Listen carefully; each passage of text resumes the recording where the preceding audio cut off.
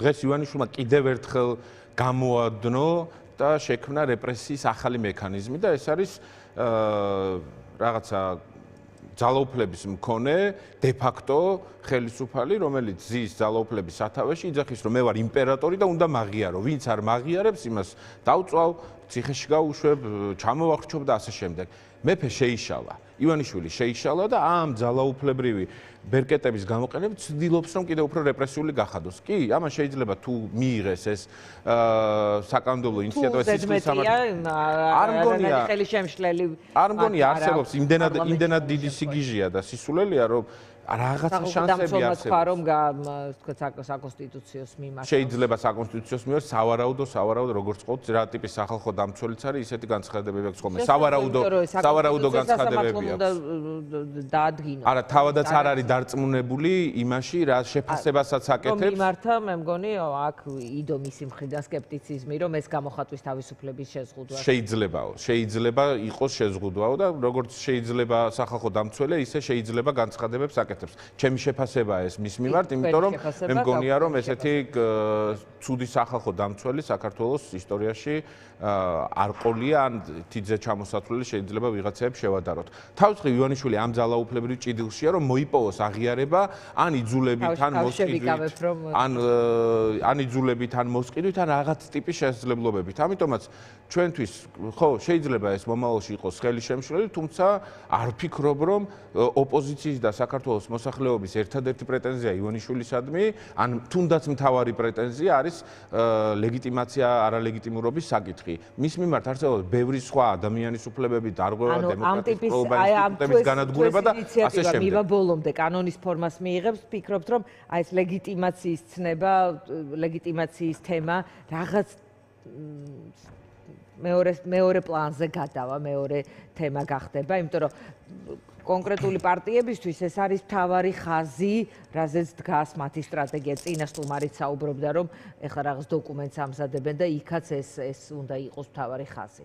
ჩვენ ქართული ოცნების და ივანიშვილის ხელისუფლებას, ანტიქართული ოცნების და ივანიშვილის ხელისუფლებას, რა თქმა უნდა, არ ვაღიარებთ de jure ხელისუფლებად. მიგვაჩნია, რომ მან მიიტაცა ძალაუფლება, თუმცა ის de facto ხელისუფლებაა ფაქტობრივად.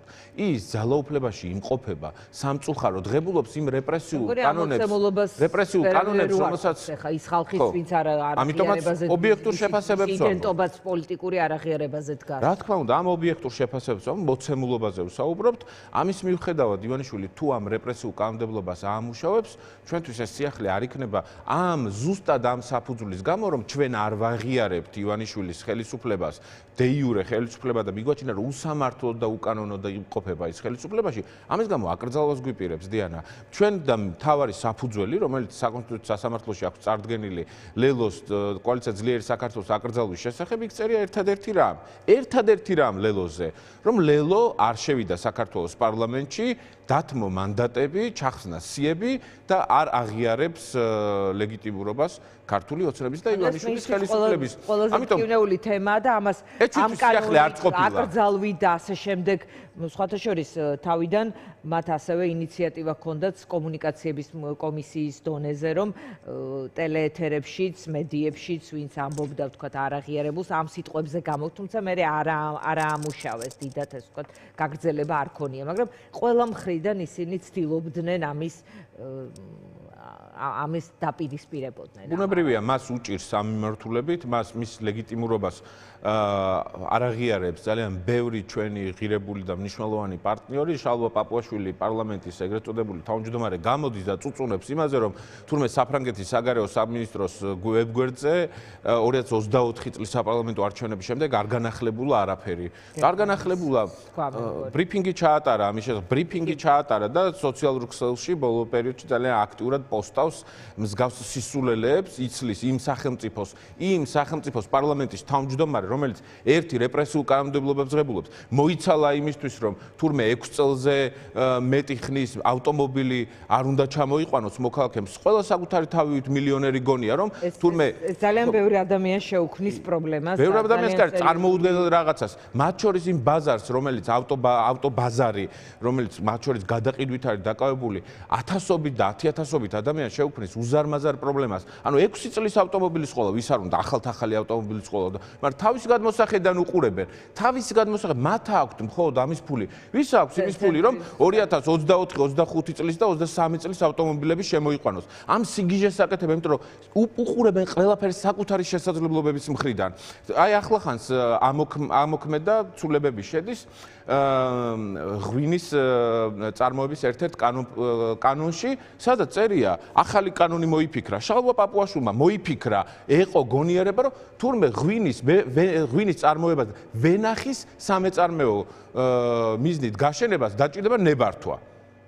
ნებართვა დაჭირდება ვენახის გაშენებას, ხალხო. წარმოგიდგენია, თან შალვა პაპუაშვილი ადამიანი, რომელიც ჯერ ახალი ავტომობილები ჩამოიყვანა და ოდნავ ძველი 10 წლის ავტომობილი არ ჩამოიყვანა, გიკრძალავს, რაც კომფორტის საშუალებაზე კი არ არის მხოლოდ საუბარი. ადამიანების სარჩოსაბადებელი არის დღეს ავტომობილები, მათი გადაადგილებით ახერხებენ, რომ ოჯახები არჩინონ.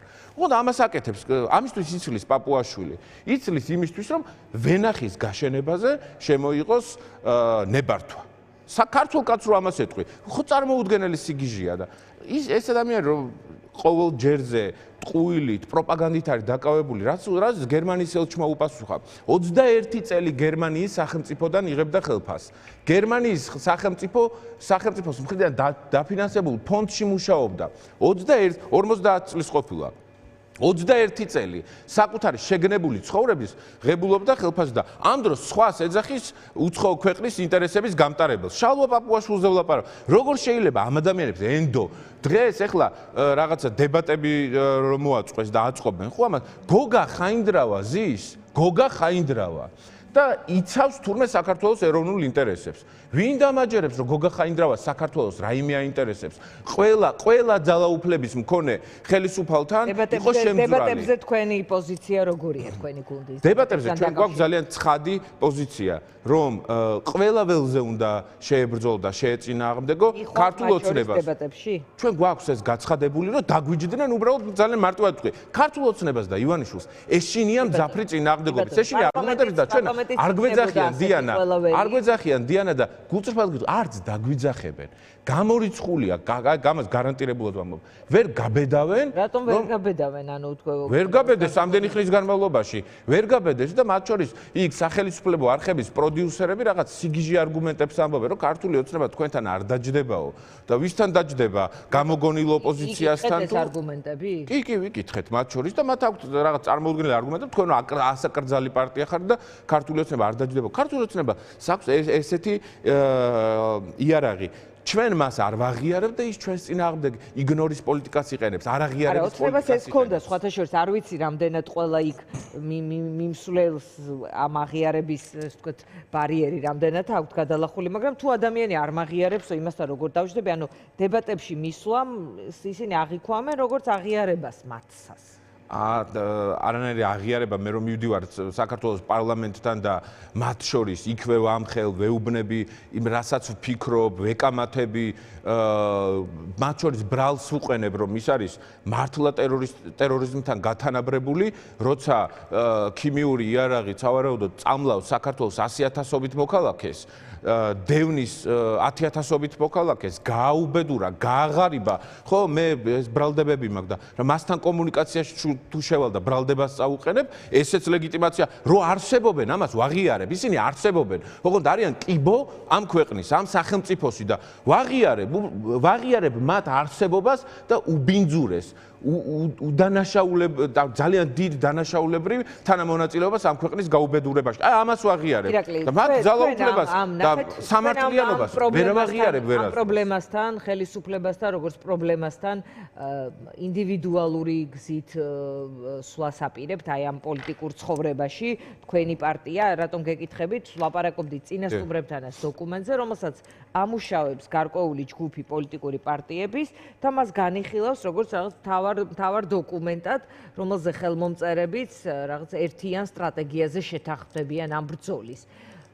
რატომ არ განიხილავთ თქვენს თავს ამ დოკუმენტზე ხელმომწერად და მაშინ მე გკითხავთ აი თქვენი ინდივიდუალური სტრატეგია რას ეფუძნება? დოკუმენტის შინაარსი მგონი საჯაროდ ჯერჯერობით არ არის გამოტანილი, ხო, როგორც წოდით. ამ დოკუმენტში წერია რამდენიმე პოსტულატ, რომელსაც ლეილო ძლიერი საქართველო ისედაც მისდევს დიდი ხნის განმავლობაში. ეს არის რაღაც თავდაუსხმელობა, ურთიერთპატივისცემა და ასე შემდეგ. ამიტომ ჩვენ არ ვთვლით იმას, რასაც ვაკეთებთ ამ წლების განმავლობაში, მუდმივად ივანიშვილთან წინააღმდეგობა, ამის გამო მამუკა ხაზარაძე მაგალითად საპატიმროსთვის არის გამზადებული ივანიშვილის მხრიდან პარტია ასაკრძალია, ამ დროს რეპრესიებს ახდენენ ჩვენს წევრებზე, პოლიტპატიმრები გვყავს ციხეებში, რუსთავის ციხე, გდანის ყველგან სადაც კი შეიძლება იყოს და ამ ვითარებაში ძალიან მარტივია, რომ ჩვენ ყველაფერს ვაკეთებთ, რასაც უნდა ვაკეთებდეთ და იმის მიღმა ამ რაღაც დოკუმენტი ერთს მოგვაფიქრდა, რომ აბა ახლა მე დეკლარაციას დავწერა, აბა ახლა დიანა შენ მემორანდუმი დაწერა, ყოველ ჯერზე შევქმნათ მოლოდინები, რომელიც არის რამე ხელმოწერა, რამეს კიდე მოაწერეთ? ქართულ ქარტიას არ მოვაწერეთ ხელი, მარტივად ვკითხულობ, ქართულ ქარტიას ხელი ხომ მოვაწერეთ? თითქმის ყველა პოლიტიკურმა პარტიამ. გაქ რა სადმე ეს ქარტია? აღარ ვაღიარებთ? ხელმოწერა გამოვაწერეთ ხელი? თუ რა ვქენით, ჯვარი ავიყარეთ? მოწერილია იმ დოკუმენტზე ხელი, სადაც ძალიან მნიშვნელოვანი პოლიტიკური ჩანართები წერია. მათ შორის თანამშრომლობაზე ეს დოკუმენტი ახლა ამ რატო არ არის აქტუალური? ვინ მოისროლა, ვინ ჩამოწერა ეს დოკუმენტი? რა ვიცი, ჩვენ რასაც ხელს ვაწერთ, მას ვიცავთ და პატის ამ ვცემთ. დოკუმენტის ეს თქვათ ჩემი აზრით დუბლირება. დუბლირება საერთოდ არაფერი სიახლე არ არის ამ ნაწილში. წაიკითხეთ, იმუშავეთ და ჩათვალეთ, რომ არ უნდა მოგეწერათ. რა თქმა უნდა, ეს ერთი და მეორე დიანა. ჩვენ არ გვინდა რომ შევქმნათ არასწორი მოლოდინები. მსგავს პროცესებს შესვლა ხშირად ქმნის არასწორ მოლოდინებს და შემდეგ საზოგადოება ელოდება რაღაცა საოცრებას ელოდება და არ არსებობს ოქროს გასაღები, არც მემორანდუმი, არც დეკლარაცია. ასევე გულწრფელად უნდა ითქვას დიანა, ნდობის დეფიციტია. ძალიან მძიმე ნდობის დეფიციტია. მათ შორის რატომ ამ სპექტრში? რიგ პოლიტიკურ პარტიებს, პოლიტიკურ სახეებს მარტივად ვკითხულობ, რატო უნდა ეგონოს ვინმეს, რა ხშირად მე რამდენჯერმე მოვისმინე მათ შორის სატელევიზიო ეთერებში, ობიექტურ კრიტიკულ ტელევიზიებში, რომ პოლიტიკა და კაცო, აბა რა, ყველაფერი მოსულა, მაგრამ რატო გონიათ, რომ ღირსება არ გამაჩნია 3 თვის წინ მოღალატეს მეძახდნენ, საშინელებებს გვიკეთებდნენ და დღეს ეს ყველაფერი დავივიწყო? ამის მქონე დავივიწყებთ შედეგზე რომ გავდიოდეთ. დავივიწყებთ, რომ რაღაც შედეგს ამ დოკუმენტით, ამ შეთანხმებით ნდობის კრიზისია, ნდობის დეფიციტია, იმიტომ რომ აი ესე მსგავსი გამოცდილებები ჩვენ ბევრჯერ გვქონია და თუ ვინმე ყოფილა ერთობის ინიციატორზე არ ვამბობ იმის გამო რომ ჩვენ თქვით პირველად და შემდეგ თუ ვინმე ყოფილა მზად თავის დროზე ამისთვის მელიას მოადგილედ წავიდა მამუკა ხაზარაძე როცა გამარჯვების ძალა და შესაძლებლობა არსებობდა. ხელი ჩამოვართვა ალე კოელისაშვილს, რომელთანაც ძიმე დაპირისპირება ჰქონდა. ხელი ჩამოვართვით გიორგი გახარიას. როცა შედეგზე ორიენტირებულია და ამას არ ჭირდება ტელევიზიებში ყვირილი, ჭირდება ჩემი და თქვენი დასხდომა, ლაპარაკი და შემდეგ გამოტანა. იმიტომ რომ მე თუ ვინმე ხეირობს ამ რაღაც დაუსრულებელი კინკლაობით, ბიძინა ივანიშვილი, თუ ვინმე თავდაუსხმელობის დიანა ბოდიშა გაგახსენებთ რა? იმის გამო თქვენი არჩევნებში შესვლა. არა, გაბრაზებული არა ვარ, არგუმენტებს გიყვებით ახლა. ამ არგუმენტების და კონკრეტული ემპირიული პერსონალური გამოცდილებების შემდეგ გონიათ რომ ბრაზზე ვლაპარაკობ, არა არგუმენტებზე ვლაპარაკობ. მაგალითისთვის ვამბობ რა, ამ პროცესს სრულად რო გადახედავთ, ნახავთ რომ მართლა ყოველთვის ორიენტირებული ვიყავით, ხან ალტერნატიული პოლიტიკური ცენტრის შექმნა შევთავაზეთ, ხან ალტერნატიული პარლამენტის იდეა რომ ძალაუფლებრივი ცენტრი და ეპიცენტრი გადმოგვეტანა აქეთ. ყოველთვის მზად ვიყავით, ყოველთვის, მაგრამ ამ ყველაფერს ჭირდება ნდობა. და ნდობის კრიზისი არსებობს და არ უნდა შევიდეთ ისეთ პროცესში, რომელიც არასწორ მოლოდინებს გააჩენს თავის მხრივაც, აი იმ პარტიებს, რომელიც თითქოს და ეხლა გამოხატავენ სულს, რომ აწერენ ხელს, რაღაც რას აწერენ ხელს, ჯერ თქვი, ეგეც არიცით, ხო? ერთ-ერთი მთავარი დიქტორი ყავთ სატელევიზიო სივრცეში.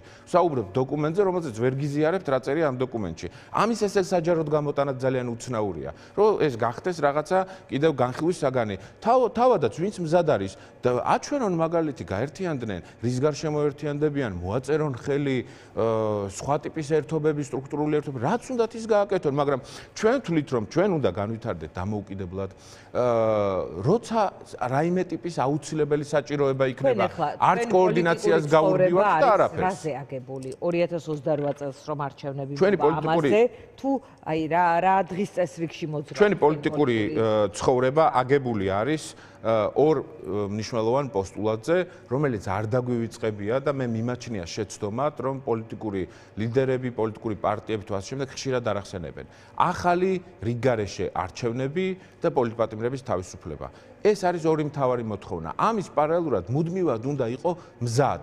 უნდა იყო მზად წინააღმდეგობისთვის, უნდა იყო მზად არჩევნებისთვის, უნდა იყო მზად ბრძოლისთვის, უნდა იყო მზად ხმების დასაცავად, იმ შეცდომების გათვალისწინებით, რომელიც ჩვენ დავუშვით. ამიტომ ჩემი მიზანი, როგორც ერთი პოლიტიკური პირის, არის ის, რომ ამ პროცესში განვითარდეთ დამოუკიდებლად, შევთავაზოთ ალტერნატივა, არ შევუპირისპიროთ ადამიანებს რაღაც არჩევანის შესაძლებლობა და არ დავაბრკოლოთ ისინი, იმიტომ რომ შეიძლება ვიღაცა არ მოსწონს და მე ვიცი მაგალითად ჩემ გარშემო ადამიანები, რომელსაც მე რომ მასთან ერთად ვიდგე რომელიმე პოლიტიკურ ლიდერთან ერთ-ერთი მაგალითად რომ დავასახელოთ ნებისმიერი ყოფილი ხელისუფლებიდან, არასდროს არ დამიჭერენ მხარს, არ დაუჭერენ იმ ერთობას მხარს, სადაც ასეთი ადამიანები, რატომ უნდა დავაბრკოლოთ? პირიქით, მიცეთ შესაძლებლობა ზე ლაპარაკობდით მათ შორის იმ ადამიანებთან ერთად. არა, დიანა, ცდებით, დიანა.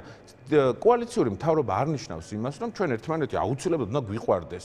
მე შეიძლება არ მიყვარდეს. ყვარული ალბათ ეს მოწერაც არა იძლევა. გავიგე, მაგრამ უნდა ენდობოდე. უნდა დობის დეფიციტია, კი ბატონო.